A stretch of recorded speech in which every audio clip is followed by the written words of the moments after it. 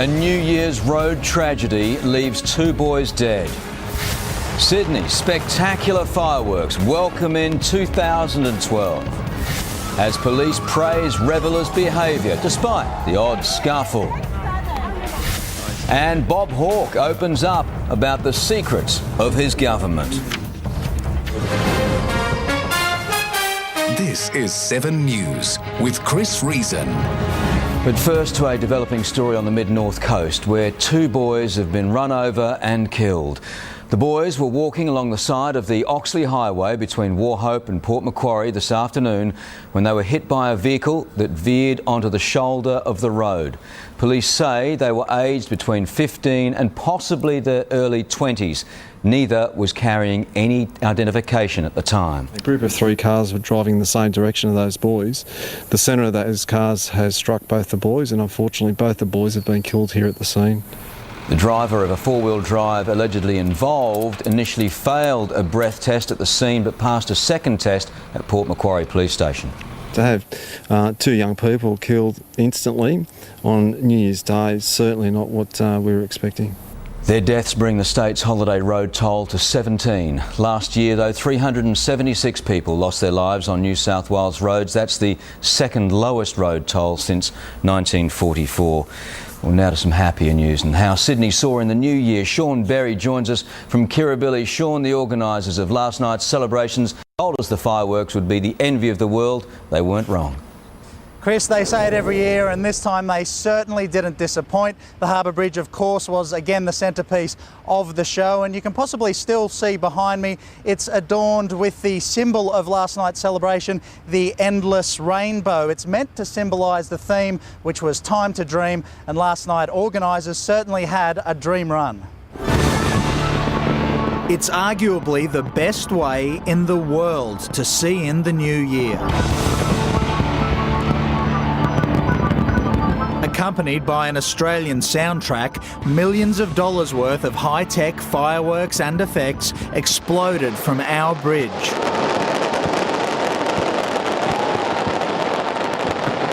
Around the world, 1 billion sets of eyes turned to watch Sydney shine.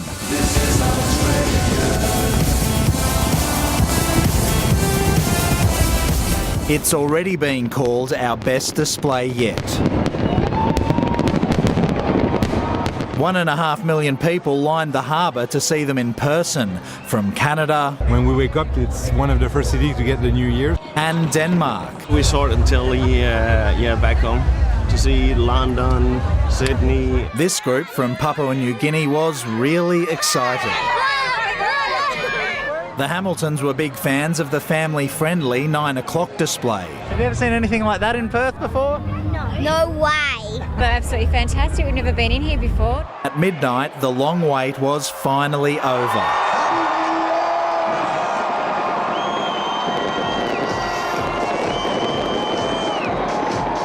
Some of these people have been waiting here all day, and now the big moment has arrived, and it really is spectacular. And you don't have to ask them if it was worth the wait, just look at those faces. My favourite was the purple and the red one. Fireworks spit out of our houses. Post-midnight was strictly adults only. Though, as every grown-up knows, you can't have a party without the odd sore head, a massive clean-up, and maybe a new love for the new year. Sean Berry, 7 News. There was one blight on the celebrations, a row about the leftover rubbish. Lord Mayor Clover Moore has slammed the Harbour Foreshore Authority for the tardiness of the clean-up on its land, particularly at East Circular Quay. But she was full of praise for her own council's cleaning efforts. If you weren't one of the 1.5 million people around our harbour last night, you wouldn't have known that we'd had New Year's Eve celebration here.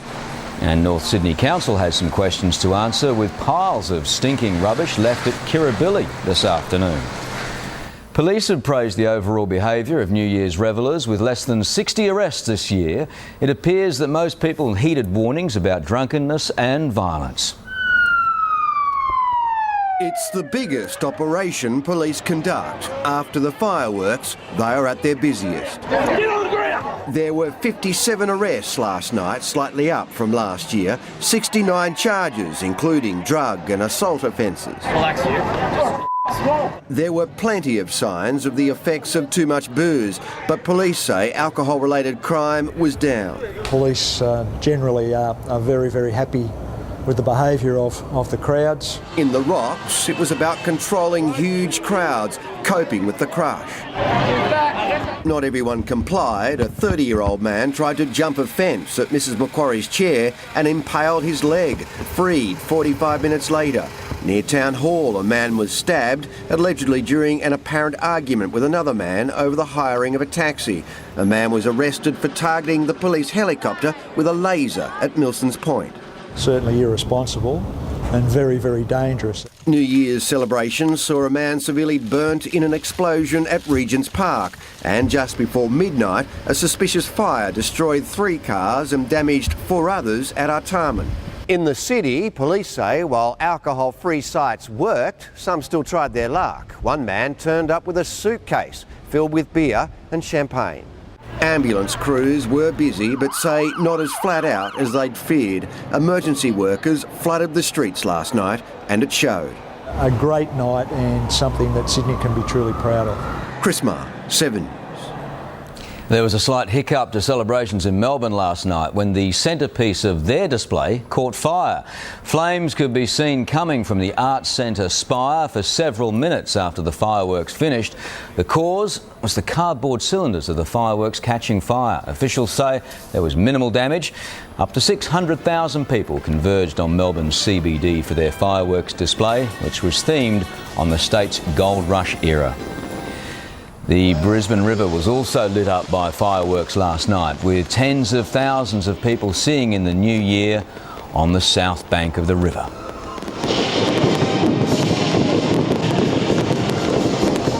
On the Gold Coast, there were more than 120 people arrested, but police say even that was better than previous years.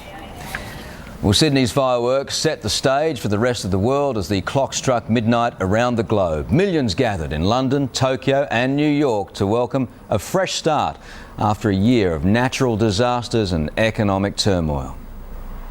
It might be one of the last cities to welcome in 2012, but there's no doubt New York can do New Year's.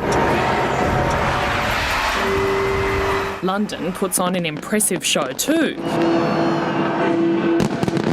Though it was hard to tear people away from their phones or seemingly their drinks. Thousands celebrated on the Champs-Élysées in Paris, fighting off the cold with love and their national drink. The Spanish wore props and costumes to ring in the new year, as Europeans tried to look past their economic concerns. We have to look forward with optimism. Forget the economy, we'll be fine. Rio de Janeiro lived up to its lively reputation, attracting 2 million people to a giant beach party. In Tokyo, the mood was bittersweet as crowds left behind a difficult and deadly year, wishes for a better year released in balloons. I hope it'll be a year full of smiles. For those who are crying now, I hope they'll be smiling too. Shanghai proved you don't have to use tons of explosives to make an impression. A worldwide celebration throwing out the old, looking forward to the new. Jodie Spears, 7 News. The Prime Minister says 2012 is a time for new beginnings. Julia Gillard's used her New Year's Day message to encourage Australians to make a personal resolution, like spending more time with family or beginning a new career. We've achieved remarkable things in our nation's journey, but I firmly believe that even better days lie ahead. Ms Gillard kicked off the year by visiting a family to promote new policies designed to keep teenagers at school. Almost 30 years since Bob Hawke became Prime Minister, the inner secrets of his government have been revealed through the release of cabinet documents. Some things haven't changed, with former Prime Minister Bob Hawke and his then Treasurer Paul Keating still fighting over the credit for the floating of the Australian dollar. Times have changed since Bob Hawke rose to power in 1983. But it's not just the music and the fashion that are different. Our economy was in a much worse position than today as well. A deep recession pushed both interest rates and unemployment above 10%. The new Prime Minister quickly reached the conclusion we had to undertake drastic reform. One of the biggest reforms was floating the Australian dollar. Secret cabinet documents unlocked today revealed concerns it could hurt industry or push up interest rates further. But Mr Hawke and then Treasurer Paul Keating got it through and are still fighting for the credit. The first time Bob Hawke ever heard that we should move away from the managed exchange rate to the floating exchange came from me. Paul took some persuasion, but to be fair to Paul, he came aboard and supported it. Mr Hawke's larrikin nature famously shone through earlier that year when Australia won the America's Cup. I tell you what, any boss who sacks anyone for not turning up to die is a bum. The cabinet papers show the tourism minister wanted $5 million to capitalise on the win with a new advertising campaign. He only got $2 million, but Hawke's comments ensured the memory lives on. Yeah, I still get it thrown up with hilarity. Just like Bob Hawke's first year, Malcolm Fraser's final year was also dominated by the economy. Not that he was too keen on letting the public see what really went on inside the then Parliament House. Cabinet papers from 1982, also released today, reveal why his government blocked plans to televise Parliament. There were concerns it would erode the dignity of Parliament and that members would play to the camera. It's hard to argue against those concerns today. Offshore petroleum and greenhouse gas. Alex Hart, 7 News. And the first baby of the year arrived 12 minutes after midnight at Manly Hospital. Cass Culver surprised his mum and dad by deciding to come into the world a couple of weeks early, but no one was complaining. I'm absolutely delighted. What a great way to welcome in the new year. Got a nice boy, wife's all happy and healthy, so yeah, really, really lovely. And just for the record, Cass weighed in at 3.3 kilograms, that's 7.3 pounds in the old scale. We'll have more news. More than 30 cars have been set ablaze during an arson rampage in and around Los Angeles. It's believed several people are involved in the fire-lighting spree, which has been going on since Thursday. In almost every case, vehicles have been torched in the middle of the night, with flames spreading to houses and to apartment buildings. If you do see anything, hear anything, please report it immediately. 2 people are in custody, but more fires have been lit since they've been locked up. Australian daredevil Robbie Madison has once again pushed the limits, surviving a breathtaking jump across 91 metres of water in San Diego.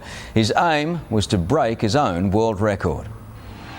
In one heart-stopping moment, Australian Robbie Madison on his motorbike and Levi Lavallee on a snowmobile landed on the other side of Embarcadero Marina Park, 91 metres across the water at around 170 kilometres an hour. They're absolutely crazy. I can't believe they're actually attempting this. Before they got airborne, they had to deal with the New Year's Eve fog. The tracks were damp and visibility was poor. It's going to be crazy because I mean, have they even practiced this? With a kiss, a stretch and a prayer, they took off. Everyone here is holding their breath. Robbie broke his record in training.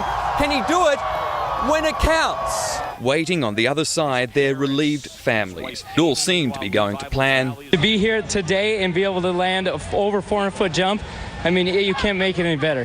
Lavallee now has the world record, but disappointingly for Madison, he fell just short. It's all good, you know, I'm just stuck and I'm walking, talking. I got this awesome kid and this is the best gift. This new year was not about making resolutions, it was about testing the limits. In San Diego, Mike Amor, 7 News. Sport now with Matt Carmichael and Oz. And the Aussie cricketers are feeling nervous, mate. Probably with good reason too, Chris. The only ones who don't want to see a Sachin Tendulkar 100 at the SCG. Coming up, Australia's cricketers admit they fear the stars are aligning for Sachin Tendulkar's 100th century in the SCG's 100th test. But the Aussies are confident their quicks have gained an edge after winning in Melbourne. It was only fitting that the little master faced up to his own little master as Sachin Tendulkar's 12-year-old son Arjun tested dad in the nets at the SCG. Times flying for the Indian legend and his boy. I believe it's 2012. What the Aussies can't believe is the way things seem to be falling into place for Sachin. I am a bit nervous because, the stars seem to be aligning really with Sachin needing one more 100, 100th Test match in Sydney. He's made runs here before. It's a little bit ominous. Even our Prime Minister's a fan. An honour to meet you. Lovely to meet you. And this is Jim. But our skipper wasn't too happy to hear the PM say all Australians want a ton. I think they are looking forward to what may be a very special 100. I will disagree with the Prime Minister on one thing. We are hoping he scores his 100 in his next series, not against Australia. Michael Clark's men are even money favourites to make it 2 straight in Sydney. Well, they fell cheaply when the pressure was on in Melbourne. The Indian batsmen deny that defeat has given Australia's bowlers a psychological edge going into the second test. Not really. I mean, that's their strategy of, intimidating. Patrick Mollahan, 7 News.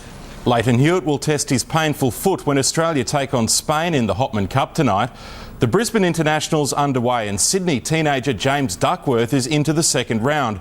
But Casey Delac was out while Kim Clijsters started with a comfortable win. After spending Christmas and New Year with her family in Brisbane, Aussie Kim was back after a 5-month injury layoff. Heading towards her Australian Open defence, the 5th seed's touch was good, so too her trademark scramble and shot making in a comfortable first round win. I had a really good pre-season, worked really hard, and I'm excited to just be playing a match again here. Given a wildcard entry, New South Wales teenager James Duckworth wasn't overawed by Pat Rafter Arena, nor experienced Frenchman Nicolas Mahut winning 6-4, 6-4. Adding a touch of glamour to the Kangaroo Point Cliffs, Serena Williams promised to dedicate the summer to her sister Venus, who is recovering from a debilitating autoimmune disorder. I think I probably will, if I do well. If I do bad, then I'll dedicate it to her too, why not? In Abu Dhabi, Rafael Nadal and Roger Federer exchanged trick shots, battling for 3rd place at the World Tennis Championship. Wonderful skill from Federer behind his back. It drew a smile from the Spaniard, who returned serve on his way to a straight sets victory. What a retrieval that was through the legs. In the final, Novak Djokovic brushed aside David Ferrer, closing out a season which also netted the world number 1 3 Grand Slams. He's hoping for a repeat in 2012. It's a very long year. It's going to be a very difficult task and very difficult challenge, but I'm looking forward to it. Chris Bombolas, 7 News. He scored the goal the A-League's been waiting for, and it was classic Kuehl after just 3 minutes of the Victories' clash with Brisbane last night. His first goal from open play in the A-League is a cracker.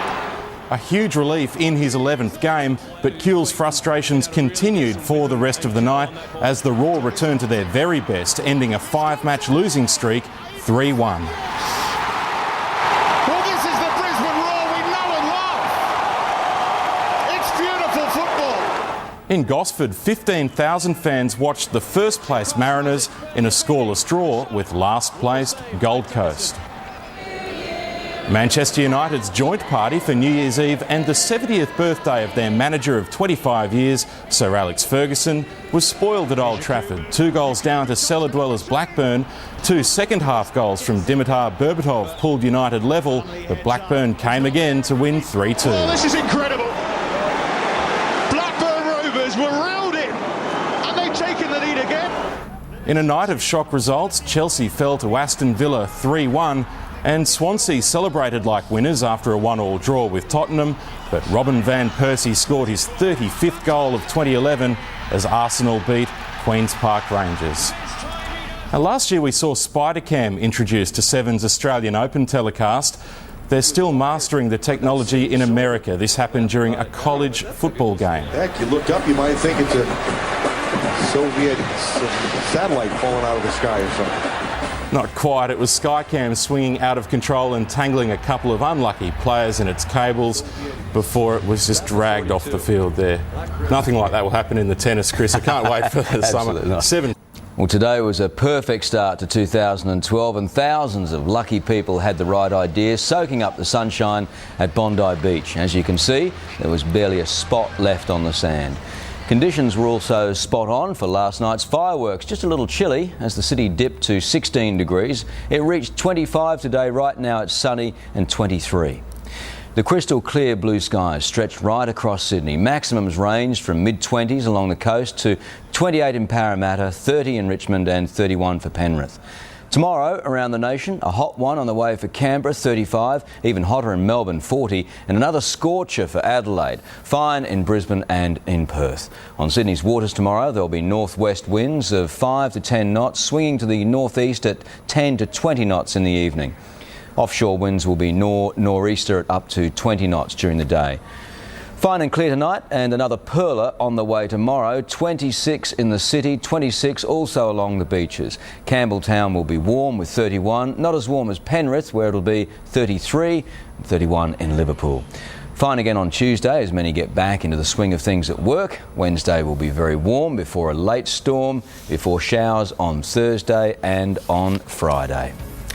And that is 7 News for this New Year's Day. I'm Chris Reason. Enjoy your evening. Have a great night.